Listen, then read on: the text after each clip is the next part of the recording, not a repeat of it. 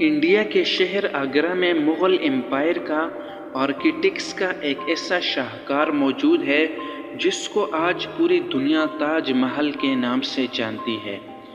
42 ایکڑز پر پھیلا دور سے ہی چمکتا ہوا یہ مقبرہ جہاں اپنے اندر خوبصورتی کے باغیچے سجائے ہوئے ہے، وہیں اس پر غم اور اداسی کے کئی بادل بھی منڈلا رہے ہیں۔ ناظرین، لگ بھگ 400 سال پہلے یہ بنائی جانے والی خوبصورت بلڈنگ، جہاں اپنے دور کی سب سے بڑی اور سب سے شاندار بلڈنگ ہوا کرتی تھی، وہی اس کو دنیا کا 7واں عجوبہ بھی مانا جاتا ہے۔ اس عالیشان سٹرکچر کو بنانے میں 20,000 مزدوروں نے دن رات خون پسینہ بہایا، اور وہ بھی 1 یا 2 سالوں تک نہیں، پورے 22 سالوں تک۔ اس بلڈنگ کو ایسا ڈیزائن کیا گیا، اس کو مین گیٹ کے پیچھے سے دیکھا جاتا ہے تو یہ کافی بڑی لگتی ہے، لیکن جیسے ہی مین گیٹ کی طرف بڑھا جاتا ہے تو آٹومیٹکلی اس کا سائز چھوٹا ہوتا ہے۔ دماغ کو چکرا دینے والی یہ کوئی پہلی ٹرک نہیں تھی جو مغل آرکیٹیکٹس کے استعمال کی ہو۔ اس کے گرد چاروں میناروں کو سیدھا کھڑا نہیں کیا گیا، بلکہ یہ مینار باہر کی طرف تھوڑے جھکے ہوئے ہیں، کیونکہ اگر ان کو سیدھا کھڑا کیا جاتا تو دور سے دیکھنے پر یہ اندر کی طرف جھکے ہوئے لگتے، جیسا کہ ان مسجدوں میں آپ دیکھ سکتے ہیں۔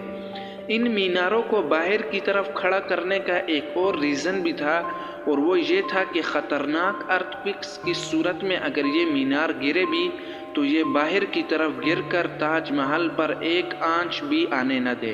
لیکن آخر ماجرا کیا تھا؟ اس کو بنانے والے اس پر ایک خراش بھی برداشت نہیں کر سکتے تھے۔ تاج محل کے وہ کون سے راز تھے جن کو 400 سال پہلے چھپانے کی کوشش کی گئی تھی، جب اس دور میں کنکریٹ یا سٹیل ہی نہیں ہوا کرتا تھا؟ آخر اس عالی شان مقبرے اور اس پر موجود 40 میٹر ڈوم کیسے بنایا گیا؟ یہ سب اور اس سے بھی زیادہ آپ جانیں گے آج کی اسپیشل ویڈیو میں۔ ناظرین، یہ معاملہ شروع ہوا تھا سن 1607 میں، جب انڈیا اور پاکستان کے اس خطے میں مغل امپائر کا ہولڈ ہوا کرتا تھا۔ اس دن مغل شہنشاہ کا سب سے چھوٹا بیٹا شہاب الدین محمد خرم 15 سال کا ہو چکا تھا، اور اسی کے سیلیبریشن کے لیے آگرہ فورٹ میں ایک عالی شان پارٹی رکھی گئی تھی۔ خرم مغل شہنشاہ کو سب سے زیادہ عزیز تھا، اس وجہ سے اس کے ہر جنم دن پر اس کو ہیرے جواہرات اور سونے سے تولا جاتا تھا، یعنی جتنا وزن شہزادے خرم کا ہوا کرتا تھا اتنا ہی خزانہ اس کے نام کر دیا جاتا تھا۔ لیکن اس جنم دن پر کچھ اور بھی خاص ہونے والا تھا۔ مغل شہنشاہ نے شہزادے خرم کی شادی اپنے ایک وکیل کی بیٹی کے ساتھ کر دی، جس کو ممتاز محل کے نام سے جانا جاتا تھا۔ ممتاز اور خرم کو پہلے دن ہی ایک دوسرے سے بے انتہا محبت ہو چکی تھی، اور اس وقت یہ کسی کو بھی معلوم نہیں تھا اس محبت کا بول بالا ہمیشہ کے لیے رہنے والا ہے۔ اگلے 10 سالوں تک شہزادے نے کئی جنگیں لڑی اور ان میں بھرپور کامیابی حاصل کی۔ اسی وجہ سے شہنشاہ نے خوش ہو کر ان کو شاہ جہان کے لقب سے نوازا، جس کا مطلب ہے دنیا کا بادشاہ۔ شاہ جہاں کی ٹوٹل 6 بیویاں تھیں جو آگرہ فورٹ کے حرم میں رہا کرتی تھی۔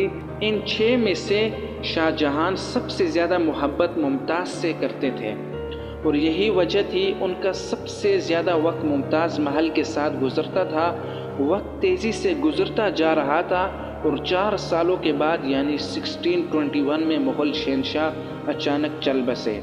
شاہ جہاں جو پہلے ہی مغل امپائر میں خاصا فیمس ہو چکا تھا، جو شہنشاہ کا عزیز بیٹا بھی تھا، 1628 میں یعنی باپ کے موت کے 7 سالوں بعد اس نے شہنشاہ کی گدی سنبھالی۔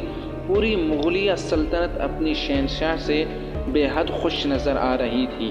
یہ وہ زمانہ تھا جب مغل امپائر اپنے پورے عروج پر تھی، یعنی پورے انڈیا اور پاکستان کے ساتھ افغانستان کے کئی علاقوں پر مغلیہ سلطنت کا راج ہوا کرتا تھا۔ سارے فیصلے شاہ جہاں خود کرتا تھا، جبکہ ممتاز محل پیچھے رہ کر شاہ جہاں کو مشورے دیا کرتی تھی۔ لیکن کسی کو بھی اس بات کا علم نہیں تھا کہ یہ خوشیاں عنقریب ماتم میں بدلنے والی ہے۔ گدی سنبھالے ابھی 1 سال ہی گزرا تھا، ایک بار پھر مغل امپائر کو دشمنوں کا سامنا کرنا پڑا۔ اگلے 2 سال جنگ چلتی رہی۔ شاہ جہاں کو اس جنگ میں بھی بھرپور کامیابی حاصل ہوئی، لیکن شاہ جہاں ابھی اپنی کامیابی کا جشن مناتے کہ ان کو ایک افسوسناک خبر سے آگاہ کیا گیا۔ ممتاز محل جو کہ شہنشاہ کے 14ویں بچے کو جنم دے رہی تھی، اس کی حالت بگڑ گئی۔ 17 جون 1631 کو وہ نہ چاہتے ہوئے بھی اس دنیا سے چل بسی۔ پوری مغلیہ سلطنت کا جشن دیکھتے ہی دیکھتے ماتم میں بدل گیا۔ یہ خبر شاہ جہاں پر آگ بن کر گری تھی، اس نے تو جیسے ان کی دنیا ہی ختم کر ڈالی۔ شاہ جہاں کی سب سے پہلی محبت اور ان کی سب سے زیادہ عزیز بیوی ممتاز محل اس دنیا سے رخصت ہو چکی تھی۔ کہا جاتا ہے اس غم کی پرچھائی نے شاہ جہاں کو کالے اندھیروں میں دھکیل لیا تھا۔ اگلے 8 دنوں تک انہوں نے کچھ نہیں کھایا۔ اگلے 2 سال تک نہ کوئی موسیقی سنی، نہ ہی پرفیوم لگایا۔ ممتاز محل نے مرنے سے پہلے ایک آخری خواہش کی تھی۔ وہ چاہتی تھی ان کی قبر دنیا کی سب سے خوبصورت مقبرے میں بنائی جائے۔ اس ٹاسک کو اور ممتاز محل کی آخری خواہش کو پورا کرنے کے لیے شاہ جہاں نے اپنی پوری دولت، اپنی ساری زندگی وقف کرنے کا ارادہ کر لیا۔ ممتاز کے مرنے کے 6 ماہ بعد یعنی 1632 میں تاج محل کی کنسٹرکشن کا کام شروع کر دیا گیا۔ قریب 20,000 سے بھی زیادہ مزدور، پتھر تراش کاریگروں کو پوری سلطنت سے اکٹھا کیا گیا۔ لشکروں کے لشکر شاہ جہاں کے حکم پر آگرہ بلوا لیے گئے تھے، کیونکہ ممتاز محل کی قبر یمنا ریور کے برابر میں موجود تھی۔ اسی وجہ سے اس جگہ پر دنیا کی سب سے خوبصورت بلڈنگ بنانا کافی مشکل ٹاسک تھا۔ ریور کے قریب زمین کافی نرم ہوا کرتی ہے۔ اگر یہاں کھدائی کا کام کیا گیا تو پانی کا بہاؤ تاج محل کے فاؤنڈیشن کو بھی نقصان پہنچا سکتا تھا۔ اس مسئلے سے نمٹنے کے لیے مغل انجینئرز نے یہاں سب سے پہلے زمین کے اندر کئی کنویں کھدوانا شروع کیے۔ مزدور یہ کنویں تب تک کھودتے رہے جب تک خشک زمین نظر نہ آ جاتی تھی۔ ان کنووں کو پتھروں اور گارے سے بھرا گیا، پھر اس کے اوپر پتھروں کے بڑے بڑے کالمز کھڑے کیے گئے۔ اس سارے کام کو انجام دینے کے لیے مزدوروں کے ساتھ ساتھ ہاتھیوں کے ایک بڑی فوج کو بھی استعمال کیا گیا۔ مغل انجینئرز کی یہ ٹرک کام کر چکی تھی۔ اب ایک ایسی مضبوط فاؤنڈیشن تیار تھی جو نرم زمین پر بھی فولاد بن کر کھڑی تھی۔ فاؤنڈیشن کے بعد اب باری تھی ایک ایسے بلڈنگ ڈیزائن کے جو آج سے پہلے کسی نے بھی نہ دیکھا ہو، ایک ایسا ڈیزائن جو پچھلے سارے ریکارڈ توڑ ڈالے۔ تاج محل کے ڈیزائن کا آئیڈیا اپنے باپ دادا کے مقبروں سے لیا تھا۔ باپ کے مقبرے سے مینار کا آئیڈیا لیا گیا اور دادا کے بلڈنگ سے بلڈنگ کور کا آئیڈیا لیا گیا اور اپنے انکل کے مقبرے سے ڈوم کا آئیڈیا لیا گیا۔ جب ان سب کو کمبائن کیا گیا تو ایک شاندار عالی شان ڈیزائن ابھر کر سامنے آیا۔ بلڈنگ کے سٹرکچر کو بنانے کے لیے لاکھوں ہی نہیں کروڑوں اینٹیں موقع پر پیک کی گئی۔ یہ سب اتنا آسان نہیں تھا، اس میں لاتعداد پیسے بھی بہائے جا رہے تھے۔ ہر گزرتے دن شاہی خزانے تیزی سے خالی ہوتا جا رہا تھا، لیکن شاہ جہاں کو کسی چیز کی پرواہ نہیں تھی، بس ان کو یہ کام ہر قیمت پر کمپلیٹ کرنا تھا۔ کہا جاتا ہے تاج محل کے کنسٹرکشن میں اتنے زیادہ لوگ لگائے گئے تھے، ان کی وجہ سے آس پاس کے علاقوں میں کھانا پینا ختم ہو گیا تھا۔ 20,000 مزدوروں اور کاریگروں کی ڈیمانڈ پوری کرنے کے لیے آس پاس کے تمام علاقوں سے اناج آگرہ منگا لیا تھا۔ کئی سالوں کی محنت کے بعد بلڈنگ کا سٹرکچر کمپلیٹ ہو چکا تھا۔ اب باری تھی اس کو سنگ مرمر سے سجانے کی۔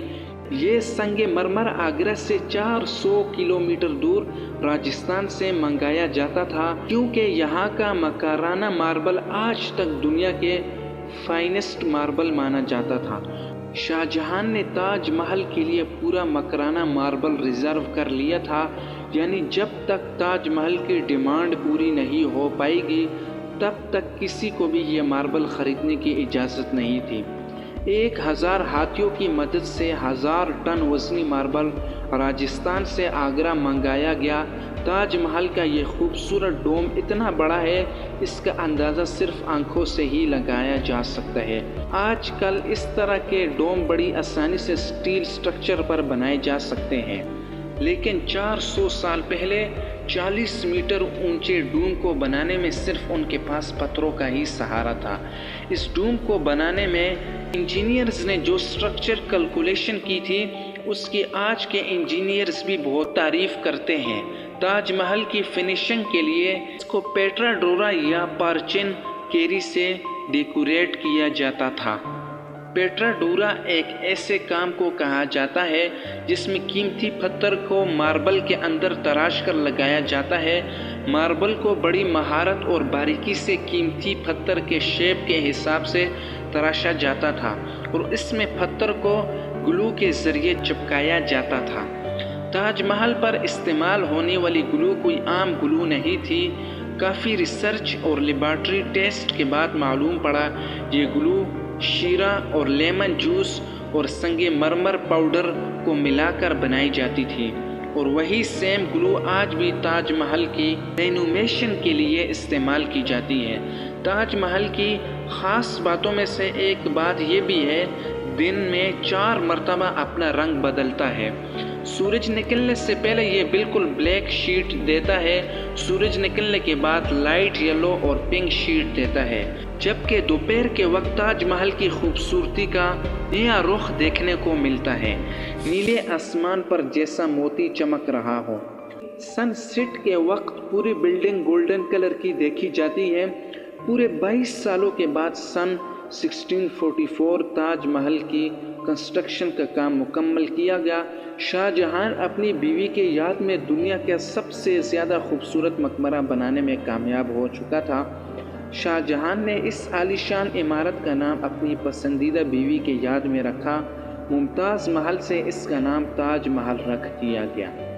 ہر سال شاہ جہاں ممتاز کی برسی پر یمونا ریور کے ذریعے تاج محل پر جایا کرتے تھے۔ یہ تاج محل کی ایسی آرٹسٹ تھی جس کو صرف شاہی خاندان کے لیے بنایا گیا تھا۔ اس آرٹسٹ کی دیواروں پر دلکش نقاش کا کام کیا گیا تھا جو شاید صرف شاہی آنکھوں کے دیکھنے کے لیے کیا گیا تھا۔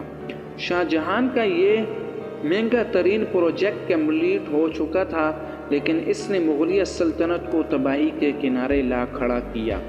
4 سالوں کے بعد یعنی 1658 میں شاہ جہاں اور ممتاز کے اپنے ہی بیٹے نے شاہی تخت الٹ دیا، خود مغل امپائر کا شہنشاہ بن گیا۔ شاہ جہاں جو پچھلے 30 سالوں سے اس تخت پر راج کر رہے تھے، اس کو قیدی بنا کر آگرہ فورٹ میں ہی بند کر دیا گیا۔ صرف ایک سہولت ایسی تھی جو شاہ جہاں کو دی گئی، اور وہ یہ تھی جس کمرے میں اس کو بند کیا تھا، اس کمرے کی کھڑکی سے اس تاج محل کو دیکھ سکتے تھے۔ 8 سال قید میں رہنے کے بعد شاہ جہاں بھی اس دنیا کو الوداع کہہ گیا، اور شاہ جہاں کو اسی تاج محل میں ممتاز محل کے ساتھ دفن کیا گیا۔ امید کرتا ہوں کہ AY انفارمیشن کی یہ ویڈیو آپ کو بہت ہی پسند آئی ہوگی، تو ہماری ویڈیو کو بھرپور لائک اور